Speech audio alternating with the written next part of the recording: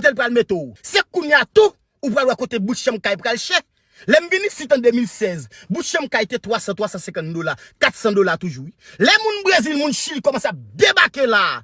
Chambre kay côté m'a pas la vola là, c'est 600 700 $. Et 700 $ m'a pas la vola là. Toilette là pas en dedans non. Si moun n'a besoin faire besoin nan nuit, c'est dans couloir pour sortir nan nuit pour passer pour l'aller, 700 $. Et moun Chili, moun Brésil qui reste venu 700 $, li met fait si na quoi parce que moun Chili, moun Brésil, yo pas loué au chambre kay. Pour qui ça parce que yo tout vinn avec un crédit moun de yo. Yo vinn tout en fait. Moun n'a pas loué kay, madame a mouché avec pile si moun encore, vinn faire kali cette si graisse, vinn mettre pile ravette dans kali que ravette qui vient déjà yo.